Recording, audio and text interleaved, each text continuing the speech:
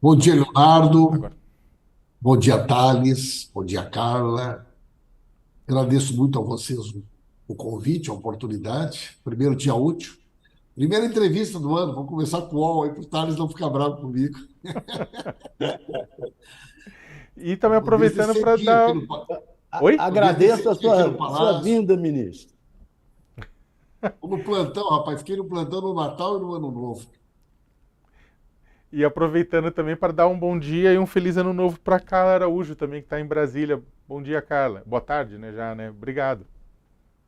Boa tarde, Sakamoto. Boa tarde, Thales. Boa tarde, ministro. Obrigada por estar aqui com a gente. Feliz ano novo para todos nós. Encerramos no All News, né, Sakamoto e Thales, e voltamos agora, então, já nesse primeiro do ano, Eu tô até de de branco bastante aqui para trabalho. dar aquela, para tentar dar aquela purificada, assim, Tá sabe? elegante, gostei. Começar o ano bem, assim, né?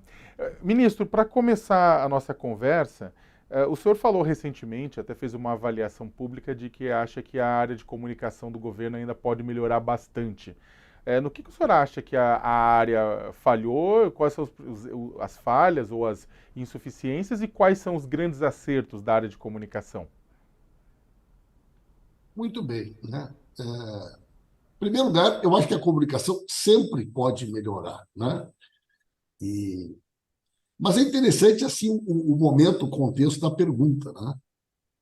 Imagina se eu fizesse aqui para vocês, chegasse para o Tarcísio Tales, entre tu, a Carla e o Leonardo, qual de vocês três, durante o ano de 2023, tu acha que precisaria melhorar mais para 24, Ah, né? certamente sou eu, né?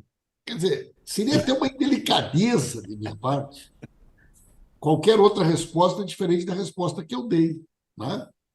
Então, tanto é que quem estava no estúdio, quem participou do debate, percebeu. Inclusive, eles brincaram, né? Tipo, né, essa resposta é para blindar os colegas, para blindar o governo, assim por diante, né? Mas acabou uma interpretação de alguns jornalistas nessa outra direção, o que não tem nenhum problema, né? Mas, ministro, o UOL hoje publicou uma É, matéria, inclusive assinada pela Carla, com outras pessoas, sim. dizendo que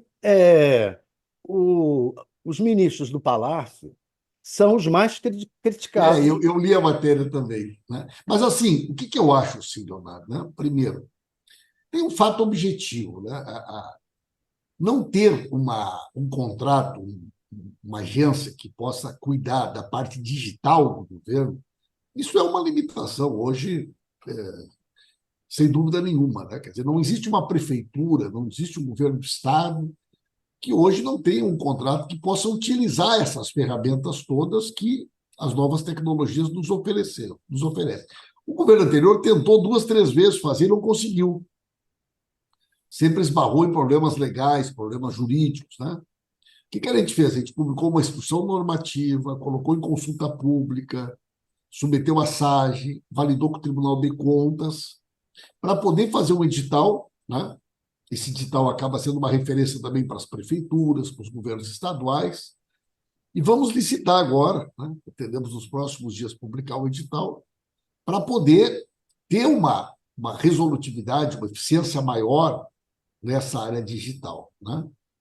Nós também, Isso, mas Leonardo, obje- oi, objetivamente, só nessa questão da autocrítica que o senhor fez, tem uma questão prática. O que o senhor pretende mudar, né, do ano é passado sobre isso para que esse ano? O senhor está é falando da sobre, questão digital. é Mas e sobre a isso que live, a conversa com o presidente? Que é sobre isso que a eu a gente quero já teve essa falar. conversa, talvez É, não tenha alcançado aí, enfim, não sei se alcançou ou não. Qual que é o seu balanço, a sua avaliação? Porque em é, termos de audiência, a live não é das melhores coisas, né?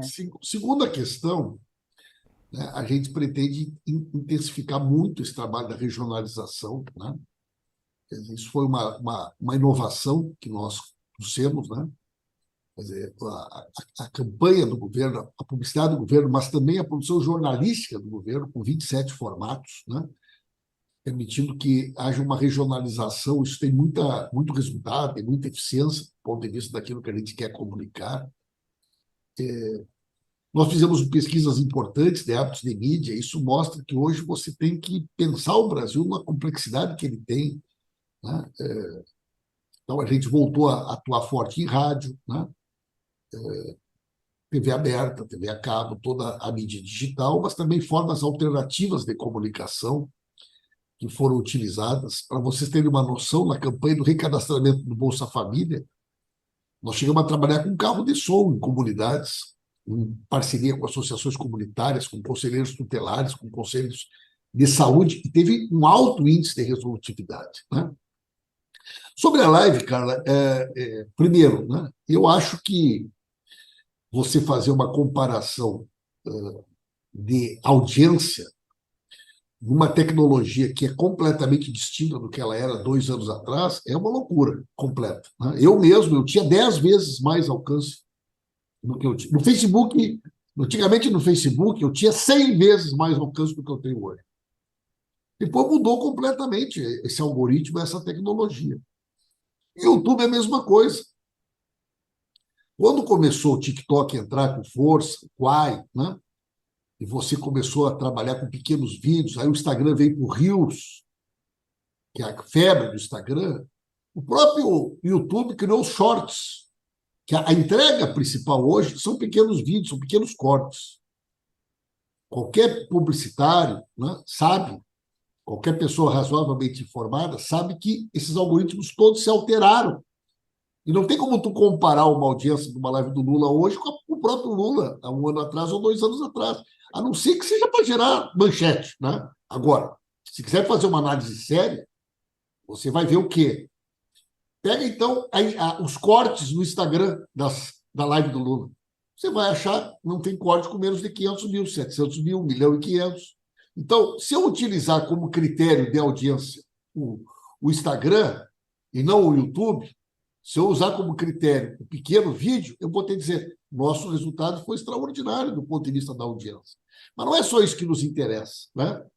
Primeiro, nós também utilizamos para chamar a atenção da própria imprensa, da mídia, para temas que nós queremos dar destaque. O fato da gente fazer uma live de manhã cedo é uma forma também que a gente tem de pautar o dia, né?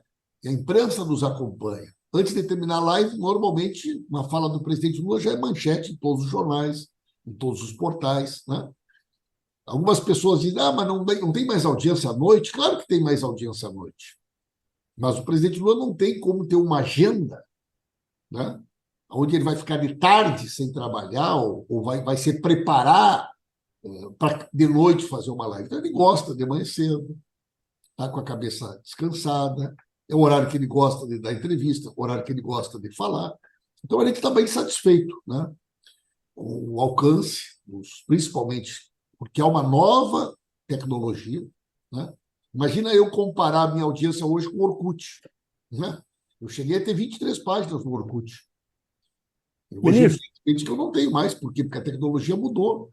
E a mesma coisa você comparar só levando em consideração a audiência do YouTube. Então, eu peço, inclusive, que vocês deem uma olhadinha no Instagram do presidente e vocês vão ver o sucesso que é, né, o resultado e o alcance dos cortes que a gente produz com a conversa com o presidente nas terças-feiras de manhã. ministro, por falar em audiência e em pesquisa, o senhor falou recentemente que uma pesquisa mostrou que o ministro e vice-presidente Geraldo Alckmin já já está se encostando já é o terceiro colocado na preferência das pessoas do eleitorado. O Alckmin pode vir a ser um candidato forte à presidência, e esse negócio que o Haddad falou de que o Lula é o natural, mas o PT tem que se preparar para ter um nome, a sucessão, tem que começar a discutir isso. Não há risco de acabar o PT sendo atropelado pelo PSB, por algum aliado que traga...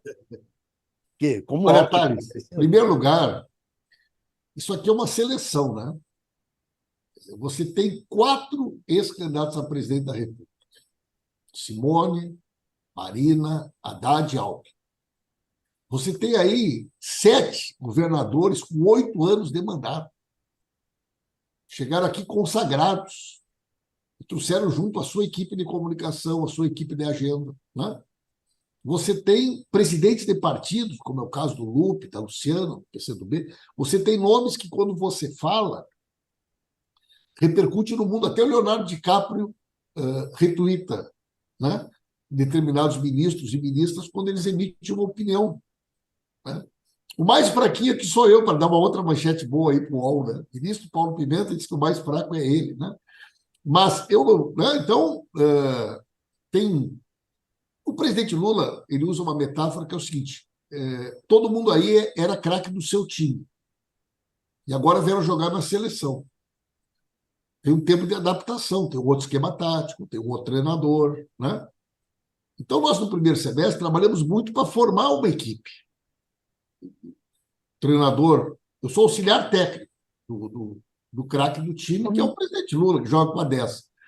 E nesse processo todo, muitos nomes foram se consolidando, né, como porta-vozes do governo. E o nosso vice-presidente Alckmin, certamente, é um dos melhores que nós temos. Agora, não existe nenhuma discussão, gente, nenhuma especulação sobre sucessão. Eu li a entrevista do Haddad.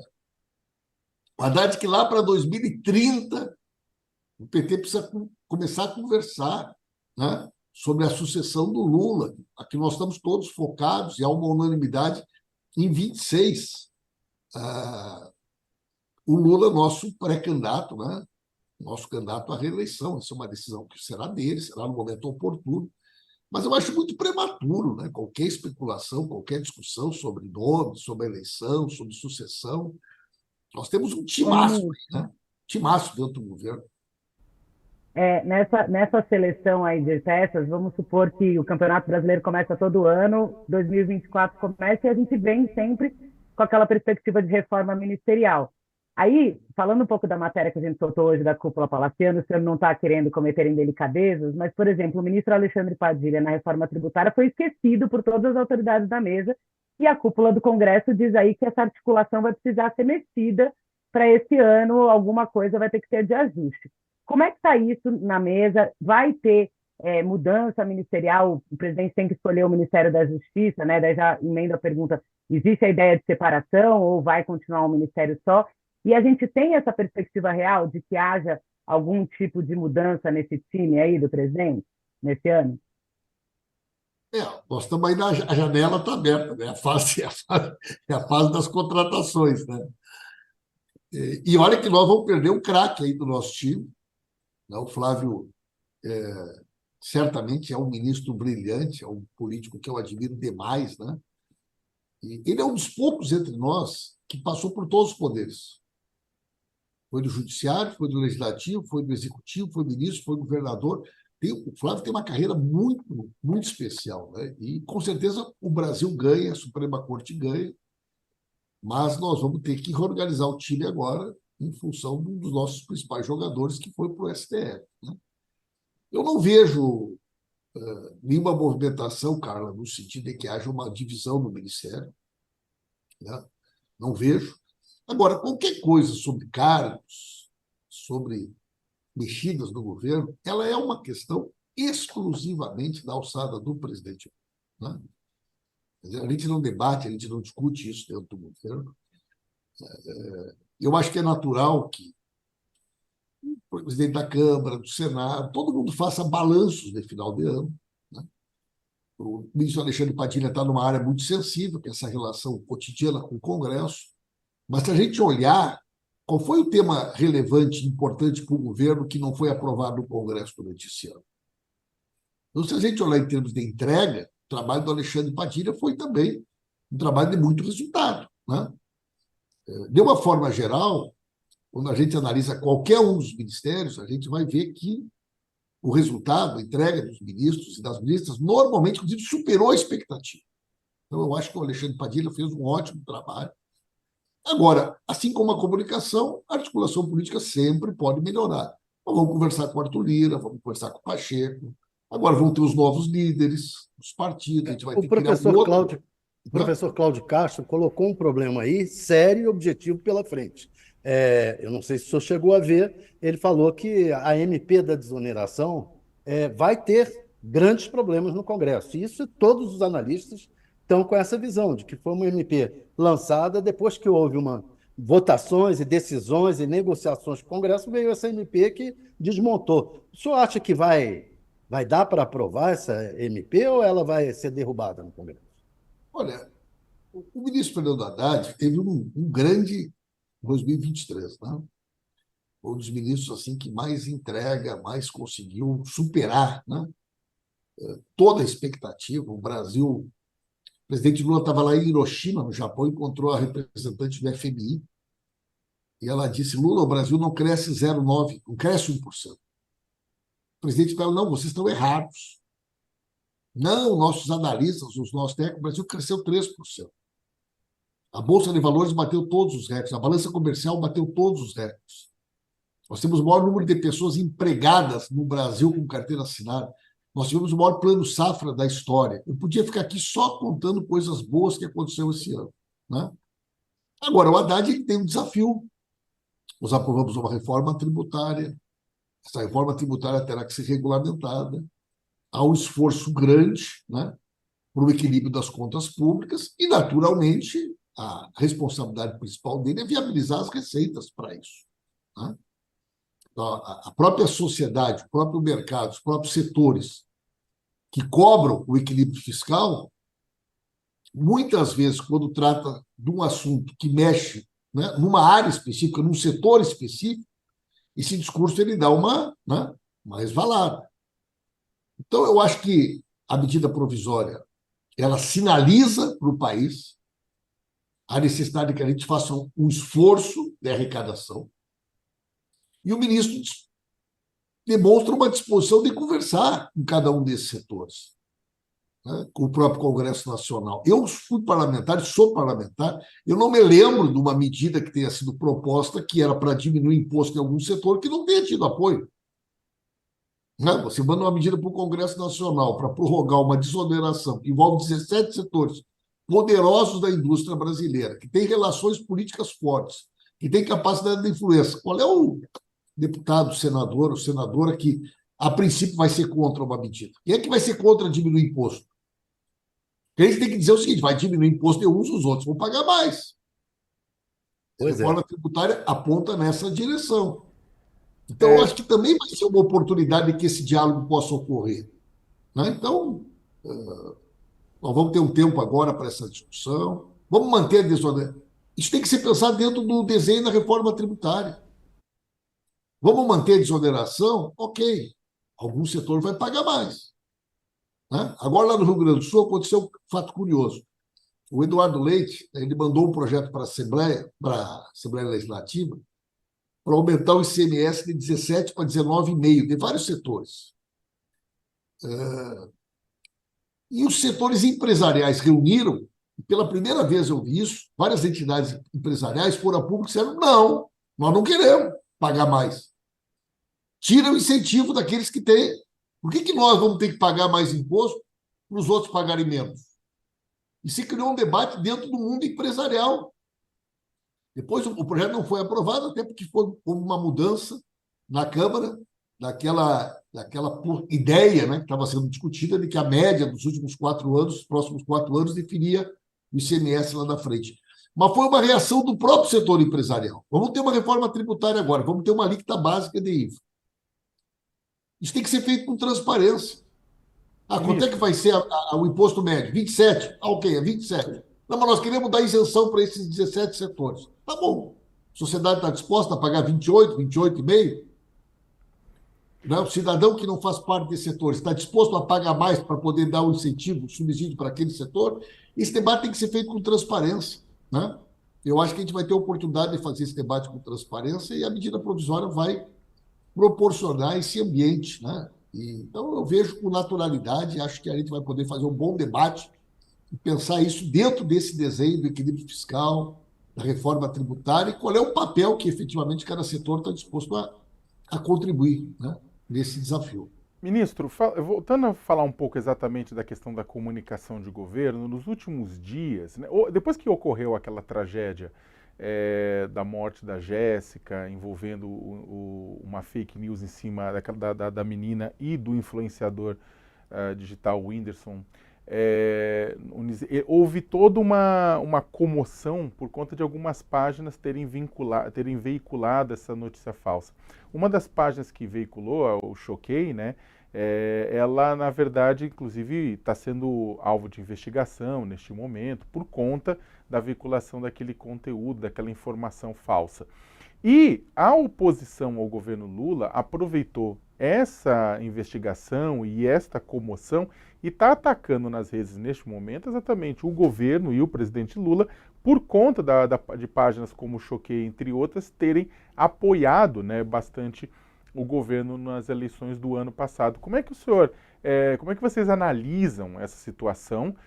O governo tomou alguma ação, tomando alguma atitude para poder dar uma resposta a isso?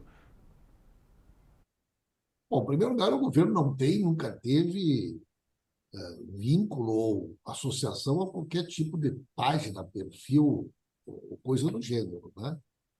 É uma desonestidade, né, intelectual característica da maneira que faz política, né, esse time, né, que até agora ainda não, vamos usar uma expressão aqui mais forte, não desmamou, né? Quer dizer, continua aí sem... O Bolsonaro mesmo fez uma declaração aí, dizendo que ele deixou o Lula assumir, como se fosse um gesto de, de boa vontade de parte dele. Então, uma espécie de choro permanente, né? Com algum nível de preocupação com relação ao futuro, e que se aproveita de situações como essa para tentar fazer um debate que é um debate absolutamente fora de propósito. Por quê? Porque constatar o que foi feito é fácil. Ninguém, de sã consciência, não vai condenar a utilização dessa tecnologia, dessas plataformas, desses sites, da maneira como eles são utilizados, como se a internet fosse uma terra de ninguém. O que nós precisamos é ter coragem de avançar nessa discussão. Eu tenho participado de muitos debates, muitos encontros. Agora, recentemente, acompanhei o presidente Lula numa reunião em Berlim, onde o tema principal foi integridade da informação, discurso de ódio, desinformação, fake news, a forma como isso produz, né, tragédias. Nós vivemos aqui a tragédia do Covid, gente. Nós temos 13% da população mundial e tivemos quase 13% do número de óbitos por conta das campanhas da cloroquina, das campanhas para que as pessoas não se vacinassem. Nós vivemos o 8 de janeiro como ápice de uma campanha de desmoralização do sistema democrático, uma campanha mentirosa, uma campanha criminosa, que questionava o resultado das eleições a partir de uma tese absurda, que era o tema das urnas eletrônicas, né? Então, é evidente que nós temos que enfrentar isso, saca? Achar um ponto de equilíbrio entre liberdade de expressão e regulação. Não é um desafio só para o Brasil. O mundo inteiro está fazendo esse debate. Agora, não é possível que a gente permita esse ambiente de impunidade. Então, eu acho que esses 2 episódios que ocorreram recentemente, lamentavelmente levaram à morte desses jovens, ele precisa ser, né, um chamado à razão para que a gente se debruce. Esse não é um tema de governo. Em nenhum lugar do mundo esse tema é tratado como um tema de governo. Isso é um tema da sociedade.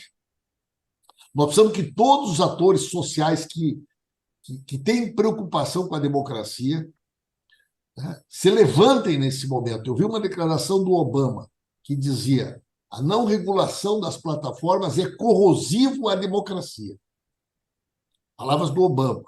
Então, aqui no Brasil, é preciso que a gente, em primeiro lugar, não paute isso como um tema de governo, mas como um tema da sociedade.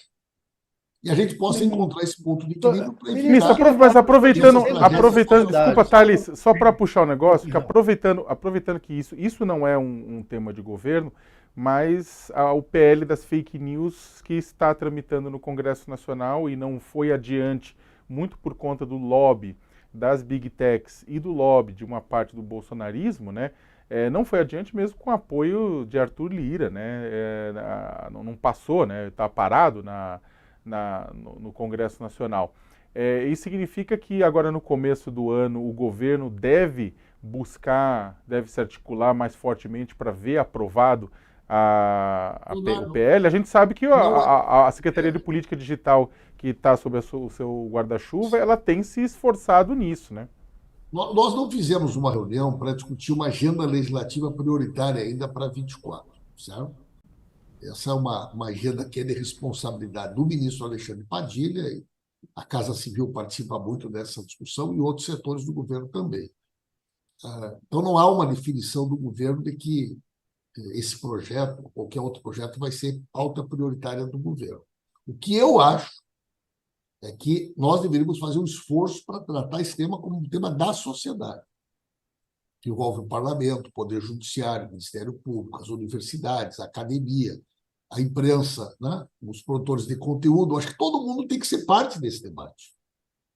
E se nós conseguirmos produzir isso, a nossa chance de poder ter uma legislação que seja uma ferramenta que efetivamente respeite princípios fundamentais, como o princípio da liberdade de expressão, mas, né, não abdique de poder enfrentar essa realidade. A Alemanha, por exemplo, tem uma decisão muito interessante. Eles criaram lá uma distinção entre conteúdo monetizado e impulsionado. Eles consideram que conteúdo monetizado ou impulsionado deve ser tratado como mídia e não como opinião. Né?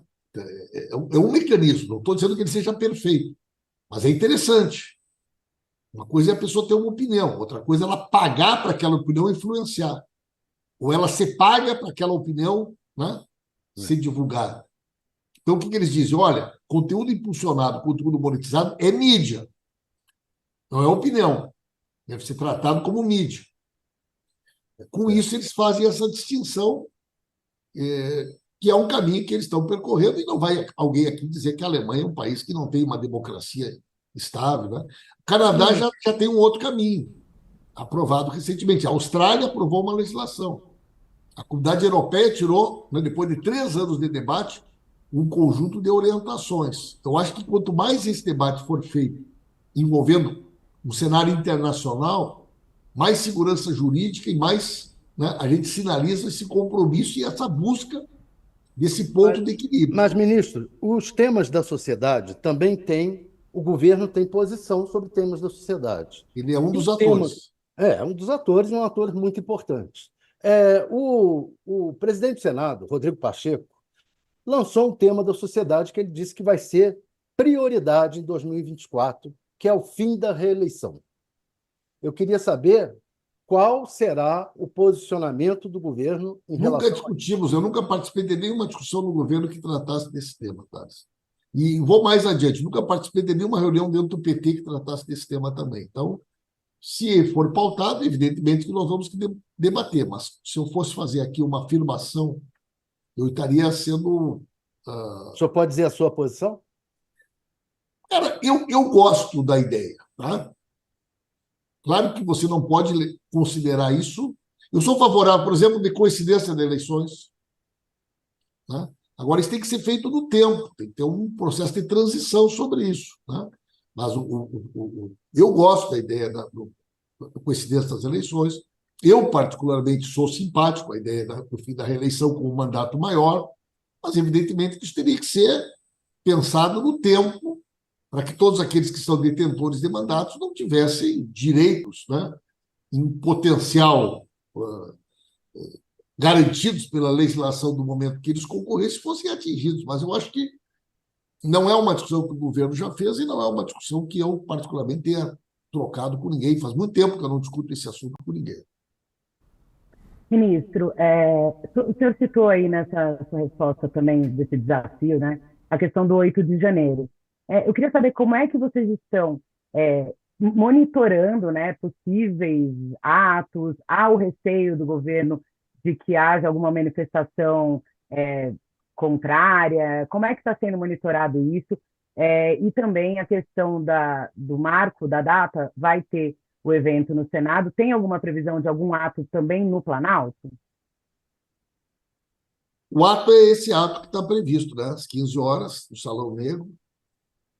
O convite foi feito pelo presidente Lula, mas também pelo presidente do Senado, pelo presidente da Câmara e pelo presidente do STF. Né? Foram convidados governadores, prefeitos das capitais, integrantes dos tribunais do Poder Judiciário, cúpula das Forças Armadas, a imprensa, a sociedade civil. A ideia é ser um grande momento de exaltação da democracia, da Constituição e do pleno funcionamento das instituições brasileiras no momento de crise aguda e grave como nós tivemos no 8 de janeiro. Então, a ideia é um momento cívico, né, de fortalecimento da democracia, dessa ideia, né, tão poderosa que foi capaz de impedir que o Brasil pudesse mergulhar nas trevas se aquele 8 de janeiro tivesse avançado, né?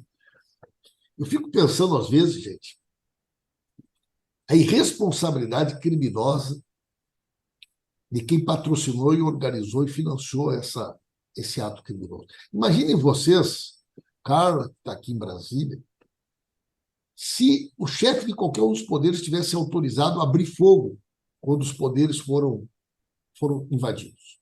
Porque esse é um protocolo internacional. Não? Um bando de pessoas, né, passam a quebrar todo a Suprema Corte. Lá nos Estados Unidos morreram quantas pessoas no Capitólio? 6, se eu não estou enganado. Além de vários outros feridos. É isso que eles queriam, gente. Imaginem que crise nós teríamos mergulhado nesse país por irresponsabilidade dos criminosos que se negavam a aceitar o resultado da eleição e levaram o país à beira do precipício. É por isso que não pode haver qualquer pacto de impunidade. Aqueles que atentaram contra a democracia precisam pagar pelos crimes que cometeram, até para que isso sirva como exemplo. Mas não há previsão de nenhum outro ato, a não seja o ato do Congresso. Vai ser um momento de exaltação da sociedade brasileira em defesa da democracia. Em relação a possíveis manifestações, não acredito, acompanhando, não acredito. Tem algum receio? Não acredito, não acredito. Porque vocês lembram que no 8 de janeiro o Bolsonaro estava seguro, né, de que ninguém podia responsabilizar ele naquele momento, porque ele estava lá nos Estados Unidos, ele tinha fugido no dia 30 de dezembro. Né? O senhor falou que ele fugiu para não ser preso. Né? Ele tinha medo. Por que ele podia ser preso? Ele tinha medo, né? Ele fugiu porque ele tinha medo de ser preso. Né? E imagina, até mesmo pela quantidade de joia, de presente que ele carregava dentro daquele avião, qualquer cidadão que fosse pego pela Receita Federal podia ser enquadrado por contrabando, evasão de divisas, sei lá o que mais, e outro crime poderia ser imputado a ele naquele momento. Né? Imagina você fugir do Brasil com o patrimônio do país, com joia, presentes, mas ouro, vocês têm confirmação, né, de que houve isso? Ele levou no avião essas coisas? Bueno, se não levou, de alguma maneira, eles levaram, porque esse negócio foi vendido lá nos Estados Unidos. Né? Agora, que ele fugiu, né? Acho que quanto a isso não há. Agora, não acredito que ou saiu uma notícia que o primeiro dos financiadores foi denunciado, que é um camarada lá do Paraná, de Londrina, né? Então, acho que o inquérito agora vai avançar também nessa área da responsabilização dos financiadores e depois dos autores intelectuais, aqueles que planejaram, que organizaram esse crime. Então, eu não creio que vai ter nenhum ato aí no dia 8 de janeiro, além do momento ímpar aí de defesa e exaltação da democracia. Ministro, nosso tempo está esgotado, mas uma pergunta rápida. Neste ano de 2023, o presidente Lula acabou fazendo uma série de viagens internacionais para, na avaliação dele, resgatar a imagem do Brasil pós-era Bolsonaro, né? Fóruns ambientais, fóruns econômicos, né? Fóruns internacionais com as próprias Nações Unidas. Neste ano de 2024, o presidente Lula ele vai manter essa agenda internacional mais intensa ou ele deve focar mesmo a agenda nacional? De viagens nacionais. Internacional, Leonardo, ela foi quase uma imposição para o Brasil. Né? O presidente Lula começa com a viagem à Argentina, que era a volta do Brasil à CELAC. Né? O Bolsonaro fez com que o Brasil fosse tratado como um pária internacional. Fazia questão de se vangloriar nos fóruns internacionais que ele é o único chefe de Estado que não tinha se vacinado. Esse era o seu cartão de apresentação. Depois a gente ficou sabendo que até o cartão era rasurado. Né? Mas ele se apresentava como quem não... Eu sou o único entre nós que não se vacinou, como se isso fosse uma grande virtude. Né? E o Brasil precisava recuperar esse espaço. E o Lula, sem dúvida alguma, é um grande vendedor.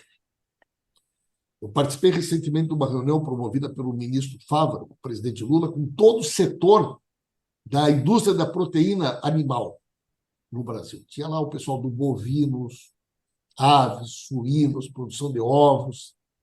Eu testemunhei de todos eles. Presidente Lula, o que nós temos de mercados internacionais hoje ou foram conquistados na época dos governos do PT, né, ou foram 57 novos mercados abertos esse ano. 110 bilhões de investimentos atraídos. Muito fruto de onde o Lula vai. O Lula passa e o mercado se abre. Essa é a realidade.